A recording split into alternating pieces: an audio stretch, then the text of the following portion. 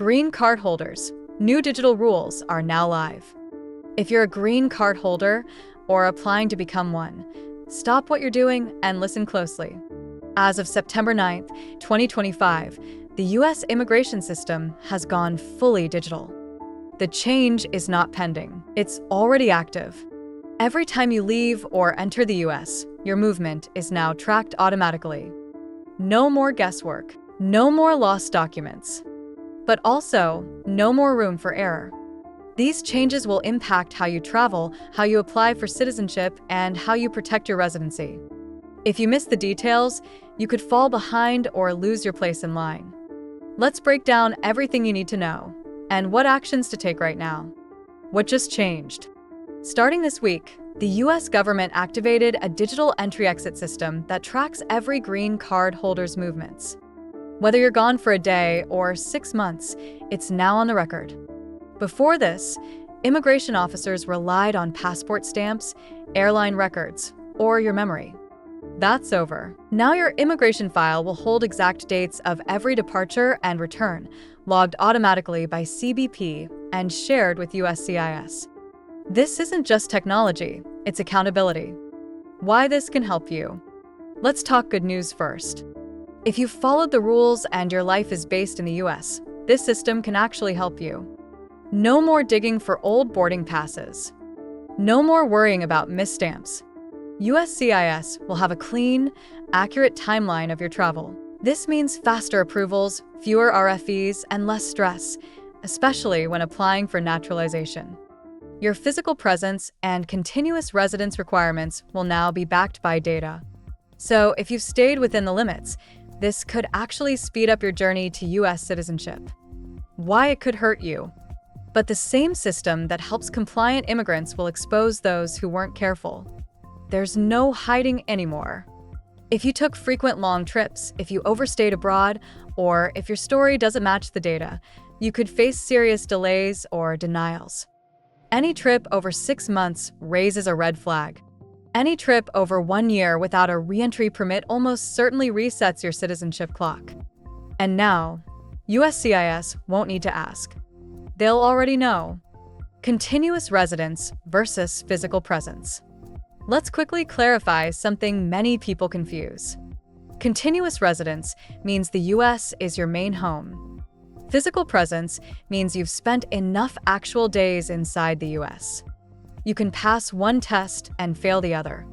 You could have 900 days in the US and still get denied for taking one 8-month trip abroad. That's a break in residence, even if your total day count is fine. Digital tracking now shows both patterns clearly. So it's not just about how much time you've spent in the US, but how you spend your time abroad. Real-life scenarios. Let's say you traveled to your home country for 7 months due to a family emergency. Before, you could have explained it away with a vague letter and missing stamps. Now, USCIS will already see the dates, and they'll ask why you stayed that long. Or imagine someone who works remotely and spends half the year abroad. Even if they keep a US address, the system may flag them for abandoning residency if the travel pattern looks suspicious. This system doesn't care about intentions. It cares about evidence. What if you mess up? Let's say you forgot to apply for a re-entry permit. You spent 13 months abroad. What now? Your naturalization clock is likely reset. You'll need to wait another 5 years before applying for citizenship, and during that time, any new long trip could restart the clock again. This is why you need to be hyper-aware. Once you cross certain thresholds, no amount of explanation may help unless you've got solid documentation. Mandatory digital check-ins. It doesn't stop at tracking. Another major shift is the introduction of digital check-ins. If you spend extended periods outside the US, you'll be expected to. A login to an official online portal. Confirm that you still intend to live in the US. Explain any long absences. Update your address, phone, or email. This is not optional. Failing to check in could raise red flags or create complications in future green card renewals or citizenship applications. Pro tips to stay ahead. Here's what you need to do immediately. 1. Review your last 5 years of travel. Look at every trip you took. Note the duration. If anything was over 6 months, prepare documents to explain why. 2. Get a re-entry permit before you travel. Planning to be away for more than 6 months? Apply for a re-entry permit now. It's your insurance policy. 3. Keep U.S. ties strong. Don't cancel your lease, drop your job, or close bank accounts. That's how people accidentally signal I've moved out. 4. Sign up for USCIS alerts. Stay in the loop with every change. These systems will evolve, and you don't want to be the last to know. 5. Keep a travel journal or digital log. Even if the system tracks your movement, your reason for travel still matters. Write it down, save emails, and back it up. What USCIS will now expect. Clear proof of ongoing employment. Copies of tax filings during the time abroad. Evidence of rent/mortgage payments while overseas. Utility bills or bank statements showing US-based activity. Return flight confirmations or emergency travel explanations.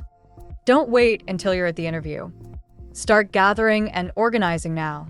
What not to do. Don't take risks with travel timelines. Don't assume you're safe just because you came back eventually. Don't ignore USCIS emails or digital check-in prompts. Don't let your contact info go stale. They will not chase you. This is your responsibility now. The bigger shift. This digital transformation is just the beginning. USCIS and CBP are moving toward a fully paperless future.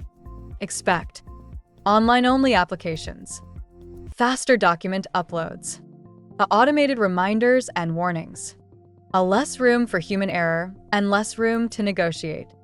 For the prepared, this is great. For the careless, it's a disaster waiting to happen. Final words. We are now living in a data-driven immigration system. Your travel story is no longer based on memory, it's built from hard records. For green card holders, this means more power and more risk, more convenience and more exposure.